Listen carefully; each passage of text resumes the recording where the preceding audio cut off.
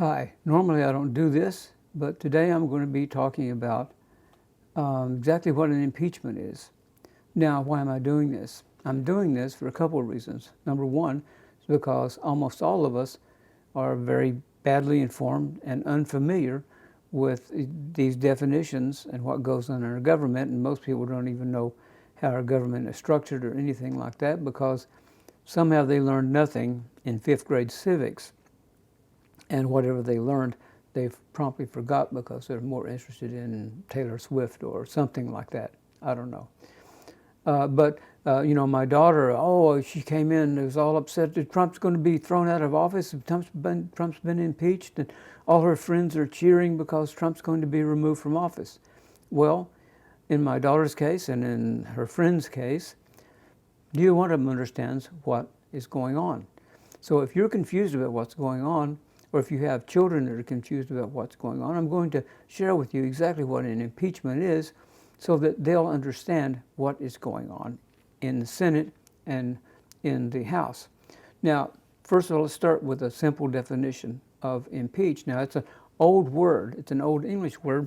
We don't really commonly use the word very much except for this very specific thing of removing a politician from office because he's been accused of something, some kind of misconduct or some kind of crime. So anyway, the simple definition we have in the U.S. is to charge the holder of a public office with misconduct. Now, that misconduct is very clear in the Constitution. It's high crimes and misdemeanors. So essentially what has to happen is the president has to be accused. Now, the accuser in this case is the House of Representatives. And the accuser is analogous in the common language that we use to a DA, a district attorney. District attorney gathers all the information about a certain, bad actor. This guy's a bad actor, we think he's a bad actor, and we think he's committed these crimes, and we have this amount of evidence. So then as the DA, after the House, as the DA has gathered the information, essentially they vote on it and they say, this guy needs to be indicted. And an impeachment in the government is actually basically like an indictment here if you're going to trial, okay? So you've been indicted of being a horse thief, okay? And so now you're going to have to face trial with the hanging judge, no. So anyway, that's what's happened, is that Nancy Pelosi and her crew have accrued evidence, and they have voted on it, and they say Trump should be indicted. Now, you have to understand something that's important about an indictment. Here in America, it's quite different than essentially the English system. In England, if you're accused, you're guilty until proven innocent. So the burden is on you. You have to say, I didn't take that horse. But in America, you say, what horse? I didn't take any horse. Prove it. So the burden of the accuser, that is the DA, the burden of the accuser of the accused is on the accuser. So that's what we have here. Trump is guilty of nothing. He's been proven guilty of nothing, and no action can be taken place to change his status in any way until the jury, until there's a jury trial, and that jury trial is going to be held in the Senate, and the Senate is basically going to be the jury. Trump will have his own lawyers. He'll be able to call his own witnesses, which is just standard stuff, because you have the right in America to a speedy trial, and you have a right to confront your accusers and to call witnesses in your defense. In any jury trial, that's standard operating procedure, and the president has those full rights as a citizen of the United States. So you just basically have a formal trial. The Supreme Court justice will be presiding over it, and then all the evidence will be presented.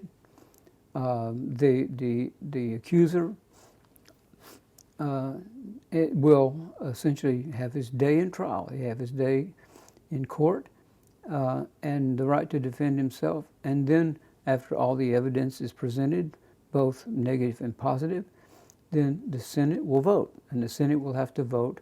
In order to convict the president, you'll have to vote with a 2/3 majority to convict.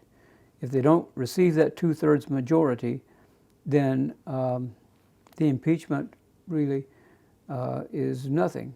It changes Trump's status in no way any more than it changed Clinton's. Now, Clinton, the Senate did not convict the impeachment, so Clinton was not removed from office. He wasn't thrown out at all. He continued in office and actually went on and got better support and better, basically, better poll numbers after his conviction than before. Nixon, I said, wasn't impeached. President Johnson, in 1868, was impeached by the House of radical Republicans who absolutely hated him, who looked around, in a sense a lot like this particular impeachment we have here. They were basically carrying on an impeachment in search of a crime. And they found something they thought they could pin on President Johnson. But even in that very charged atmosphere of post-Civil War, the radical Republicans still couldn't get enough votes. Several Republicans in the Senate voted against impeachment. So President Johnson was not impeached. Now, this particular impeachment in the House is unique, even when you compare it to the Civil War, post-Civil War impeachment of Johnson, in the fact that this impeachment was 100% partisan. Not one Republican peeled off. If it was bipartisan in the reverse sense of the word, because I think one Democrat actually voted against impeachment in the House, and another Democrat voted present. I think that was Tulsi Gabbard. And then a third Democrat actually left the Democratic Party and became a Republican. So if it was a bipartisan impeachment, it was bipartisan in the fact that Trump, that these House members rejected the impeachment. But in any case, they definitely received the numbers on the Democrat side that was needed to impeach Trump, and so that they did. But it's never been done before. And in this case, I would say, if Trump is acquitted by the Senate, then the completely partisan impeachment of the House will say more about those who impeached than the one impeached. That would be my opinion. This has never been done before. Impeachment was not supposed to be a political weapon. It was supposed to be something held because of real crimes, not just because you don't like someone. So I hope that makes it clear. Trump's not removed from office. He has to stand trial. He has to be convicted if he's going to be removed from office. So that's the bottom line. The impeachment, until that happens, the impeachment means nothing. And it could actually be annulled by the next House. If the Republicans, for instance, took the majority in the House, then the House members could say, hey, we're going to vote to annul this and expunge this from the historical record. Trump never impeached, which is true in the fact that an impeachment is a two-part process. It's the accusation and the trial, and then the conviction one way or the other, or basically the declaration of innocence, or actually I think in America we say not guilty. Okay, no one's declared in court innocent. I think that's up to God. But people are declared not guilty. Okay, you might be guilty of something else. Okay, but you're not guilty of this particular crime in this particular incident. Okay, enough said. I hope that explains it. If you have anyone confused and you think this will help, please feel free to share it.